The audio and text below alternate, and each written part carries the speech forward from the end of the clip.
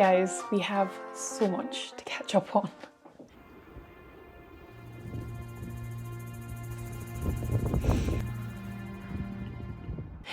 So I've not been on in a hot minute because my technology just decided to give up, basically. But yes, we have so much to catch up on.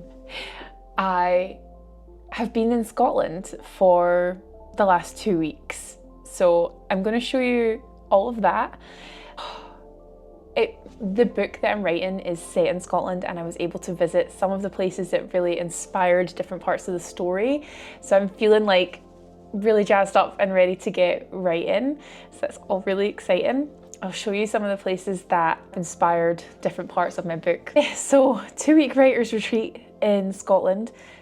I say writer's retreat, technically we were visiting family over Christmas for the first time in 6 years, which is a really long time. We have seen them, just not over the holidays. So it was nice not to just see them over FaceTime for once. So that was nice. Sound a little bit thick. I got sick while we were away, obviously not used to the Scottish weather or something. And I totally forgot how grey Scotland is. Oh my God, grey, grey, grey, grey, grey.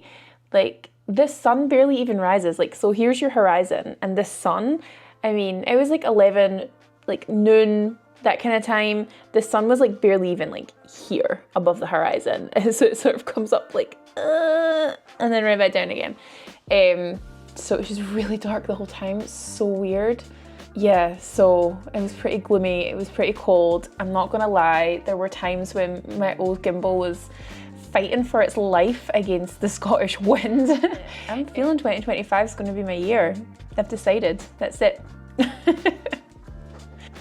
Let's get into it. Let's see what a Scotland's writer's retreat in the winter looks like, shall we? Obligatory drinks at the airport. I don't know if that's just like a British thing, but it's like you have to have an alcoholic beverage at the airport. It's just like the rules. It's the rules. I didn't make them. And I actually was able to get so much writing done there because there's no distractions. Like, you're in the airport, you're stuck, you can't go anywhere, you can't do anything fun, you're just waiting. We actually had 2 flights to get there. One out of America to London, and then this is us in the airport in London looking at the duty free. Our flight from America to the UK was delayed, which caused us to miss our ongoing flight up to Scotland. So we had, I think, an extra 4 hours to wait in Heathrow.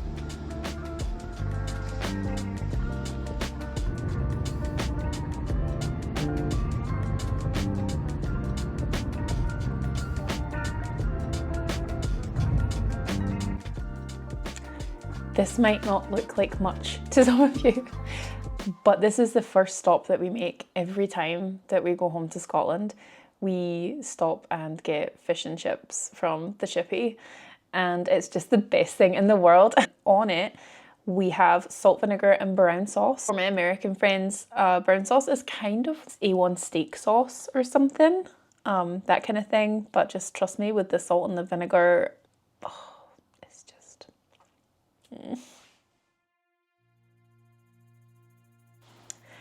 I went to see the Kelpie sculptures with my mum and dad while I was back. Kelpies actually feature in my book, not so much the actual mythical creatures, but the name. The little cafe in the town in my book is called the Kelpie's Kettle. And a Kelpie, if you don't know, in Scottish folklore it's like an aquatic creature. It can shapeshift, and when it comes up onto land, it normally takes the form of a big horse, and it would lure people into the water and kill them. So that's a Kelpie, and we have 2 great big Kelpie structures. It's really cool. They're like coming up out of the water. Yeah, my hair was just constantly all over the place with the wind. I forgot just how windy it really is back home.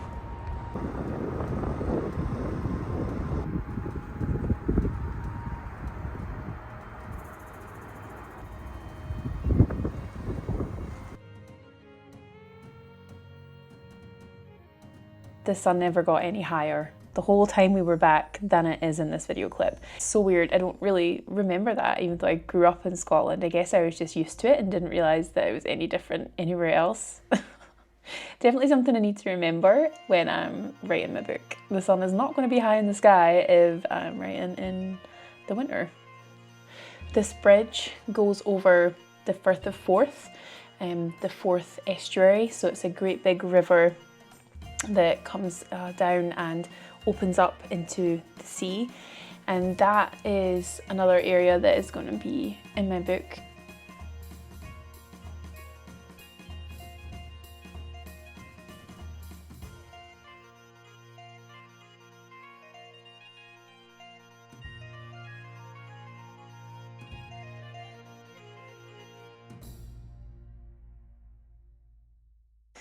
And this is basically where the village in my book is based on. So this place is called Dalgety Bay. The fictional place that I've made, obviously it'll have some differences and things, but when I'm specifically talking about the coastal path area and like the rocky beaches and stuff, I'm thinking of Dalgety Bay here. In my book, I have named the town Kirkford Bay, which I think still sounds pretty Scottish. It kind of blends a few different Fife village names together, and I think it works. Yeah. So not like your typical beautiful sandy beaches here. It's rocky and rugged. Don't get me wrong, there are other towns and areas where there are sandy beaches nearby. So those will probably feature too, because this coastal path actually goes for 116 miles. It's really big. The county of Fife is kind of in the shape, we call it like the dog's head, the shape. And yeah, so the coastal path goes along all the edges of that all the way around.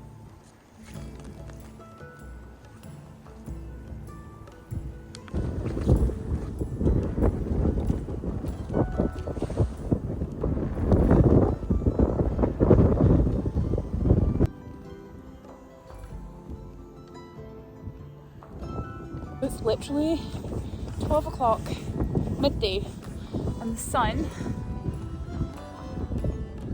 you can see it, is already so low in the sky. Like, it gets dark here super early, before 4 p.m. usually. It will be completely dark. That is Scotland in the winter. This was also probably the sunniest day that we had while we were there. The rest of the time, like I said before, everything was really grey. But this day was like the perfect day for doing that walk. I'm so glad that we did.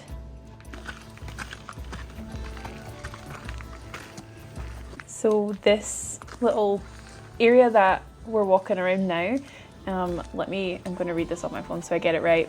It is Downing Point Battery. It says that it was constructed back in 1914 at Downing Point. Then it was then part of the Earl of Moray's Donnybristle estate, and the battery was manned by the 4th Royal Garrison Artillery. So they had these great big gun emplacements and artillery men and things, and this points out onto that Forth estuary that comes in from the sea that I spoke about.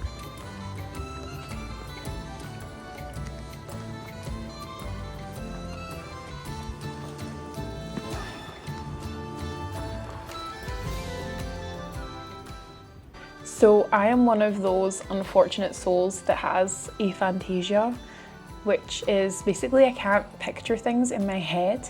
When people say that, I always used to just think that it was like a saying. I didn't think that people were actually picturing things in their brains, but apparently people can do that.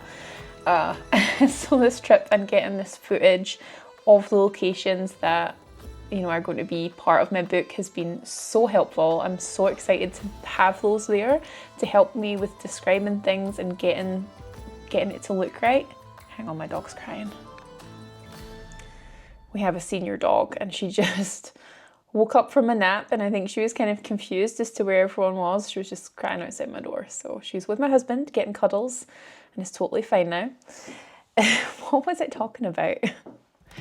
Oh yeah, so aphantasia, I can't really picture things very well. So I've been, before I was like trying to Google like different parts of the coastal path and trying to look for images online and other people's YouTube videos where they've like walked along and videoed it and things to try and get in the zone and really be able to see what it is I'm trying to portray in terms of the environment. So having my own footage now of the very specific parts that I know I want to feature is just going to help so much. It's definitely going to, honestly, I feel so lucky to have been able to do all of that while we were there. Yeah, it's going to make a big impact for my book, so I'm really psyched for that. And here we are at the biggest influence on my book, I think, from home, and that is the Dalgety Bay Beach, which is radioactive. How bizarre is that? You would think it is a complete work of fiction. No, it's actually true. So my understanding is that there were various military equipment, like planes and things like that, that were either buried or sunk off the coast there at the estuary. I think there was also like an area, like a sort of disposal area, which became, I think it was stable at the time, but with any body of water there's erosion at the edges, and as that's gradually eroded, different particles of the nuclear waste, which comes from things like the glow-in-the-dark dials, you know, in the old military planes and things, and various other parts of them. But yeah, the particles, and in some cases even like whole dials, have washed up on shore, and they are radioactive. So there's been this massive program, I guess, trying to clean it up and to check on things. You know, there's signposts saying, don't fool around with stuff, don't eat it, don't lick your fingers, I don't know, whatever people do, don't stick any shells up your nose or whatever.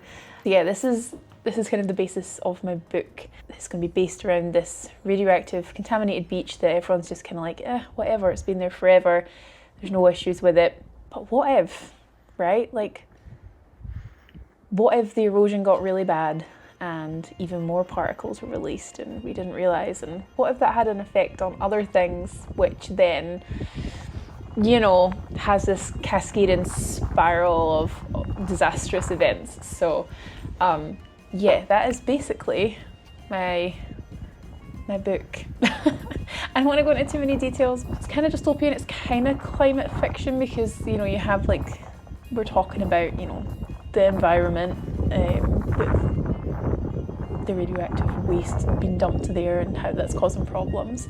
So there's definitely a big theme of, you know, being more careful with the environment. And yeah, it's also going to be a little bit gothic, because, you know, I want it to be kind of spooky. Oh, not spooky. Spooky's not the right word. There's going to be a lot of bad things happening in it, so I don't know if it's necessarily going to be all the way to horror, but it's going to be pretty dark, and it's going to cover some pretty adult themes. So Scottish Gothic, climate fantasy, dystopian, speculative fiction-esque. I don't know. If anyone has any ideas how to word that in a much more cohesive manner, then that would be great. Thanks. I'm gonna get draft 1 done this year. That's it, I've decided. I don't know if it's worth doing a separate video on my goals, but basically I want to get to around 90,000 words. That's where I guess my book will go. It might be a little bit longer because there is 4 character POVs in there, so, and as well like the main storyline. So I want to do that. I also want to read some more actual craft books on writing to try and improve. I've got Save the Cat, and I've ordered a couple of other ones about like how to begin your book, and another one on plot twists. I want to read those. Obviously I've got a few other personal goals, but for writing, the main thing is getting this first draft finished this year, really putting in the effort with that, and being consistent every day. It's amazing how much, like if you miss a day or something, it completely brings your average pace down so much. So I'm really conscious that I need to make sure I'm keeping up that momentum, because over the course of a year, it's going to make a really big difference. But yeah, guys, in the next week or so, I will have Scotland Writing Retreat Part 2 up for you guys to have a look at. And Happy New Year, everyone.